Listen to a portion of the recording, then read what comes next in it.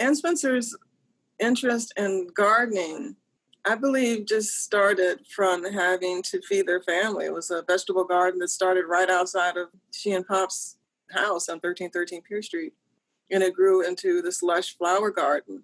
But it was like something that my grandparents enjoyed doing together. We always say it's Ann Spencer's garden, but it really was Ann and Edward's garden. As a matter of fact, the name that they give the garden is a combination of their first names. Edencrawl, E-D for Edward, A-N for Ann. Crawl, a South African word that means corral or enclosure. So if you see the garden or you ever come to the garden is enclosed by this corral. So it's Edencrawl. On the weekends, they took car rides out, especially on Sundays, out into the countryside. And something that's illegal today, but they would stop with a shovel and they would dig up something that they loved and they'd bring it back to their garden and they plant it. So if you come to the Ann Spencer's garden, there's many Virginia native flora that you would see along the highways.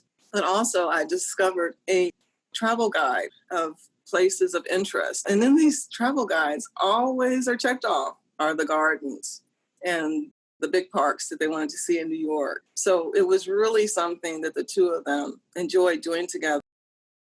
Seeing my grandmother on the postage stamp was awesome. It was a tribute to Ann Spencer, and it was also a tribute to my grandfather, Edward, who worked for the United States Postal Service, who really lifted his wife, provided things for her so that she would have comfort and privacy in this cottage that he built for her in the garden, Edencrawl, and accommodated this beautiful house. That's all due to Edward. He's on his longest postal route. He's picking up things that people have discarded and salvaged and brings them home in the postal truck and builds arbors and pergolas and seating and benches. He does all of this on the United States Postal Service income.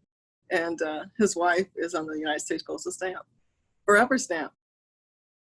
And the people who also came there to visit. I mean, I think about their friends who were African-American Southerners originally, who were part of this great migration to Harlem, New York, that they're able to come to this little garden, which is, as a matter of fact, right in the center of Lynchburg, right in the center of the city. They even had these kind of salons in the garden, also in their house. But W.E.B. Dubois often mentioned when he was coming to visit that he hoped that he had time to spend in the shrine. Sterling A. Brown, another great Harlem Renaissance writer, got his early teaching education here at Virginia Seminary, and every evening he was at the Spencers. He even writes a poem dedicated to Ann Spencer, titled "To a Certain Lady in Her Garden," A.S. for Ann Spencer, and we have the original hanging in the museum. The garden's energy, I still feel it today. If the volunteers aren't there to take care of it, and the visitors don't come and see it, then there's no living history. It will be overgrown again, just like it was in 1983 when the Hillside Garden Club came in and took this garden on as a project. And it was overgrown. But there was something that Jane White, who started with the Hillside Garden Club, who could still see a thorn or a rose trying to reach the sun. She could still see the pathways and the bones that she describes of the garden, who brought it back to life. And so we have to have those stewards like me and you and everybody who come to visit or work in the garden or just come and enjoy the garden to keep it alive. It's the garden that is our main attraction. And as a matter of fact, we have partnered with the city of Lynchburg, and we are a public garden in the city of Lynchburg, even though it's on private property, because I felt like my grandparents always had a public garden because they always opened their garden to all people. And it didn't matter, who you are, people in the community, people in the neighborhood, people that were just traveling through that they knew. But then there were times that people in the community did not know my grandparents, but they wanted to meet James Willard Johnson, or they wanted to meet W.E.B. Dubois, or they wanted to meet Langston Hughes, and they would ring the doorbell and they would say, "Oh, we just wanted to know if we just have a minute to speak to so-and-so," and they would let them in. Since the restoration in '83, Jane White and I have been on a mission. Every once in a while, we'll get online and just see, in hope to find another African-American restored garden. To this date, we have not found one.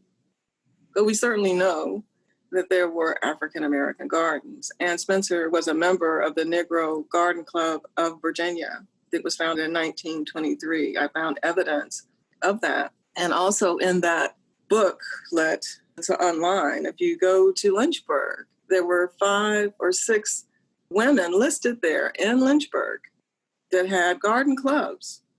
So I know that there were other African-American gardeners.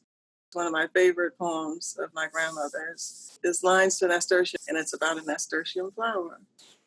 And it's flame flower, day torch, Mona Loa. I saw a daring bee today pause and soar and look into your heart. Then did I hear crisp, crinkled laughter as the furies tore him apart. A bird next, small and humming, looked into your startled depths and fled.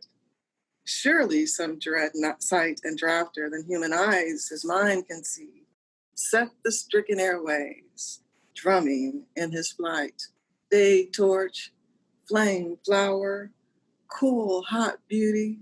I cannot see, I cannot hear your fluty voice, lure your loving swain, but I know one other to whom you are born in beauty, born in vain. Hair like the setting sun, her eyes a rising star, motions gracious as reeds by Babylon, bar all your competing. Hands like, hair like, brown lily sweet, cloth of gold were bare enough to touch her feet. All how the sense reels at my repeating, as once in her firelit heart, I felt the furies beating, beating.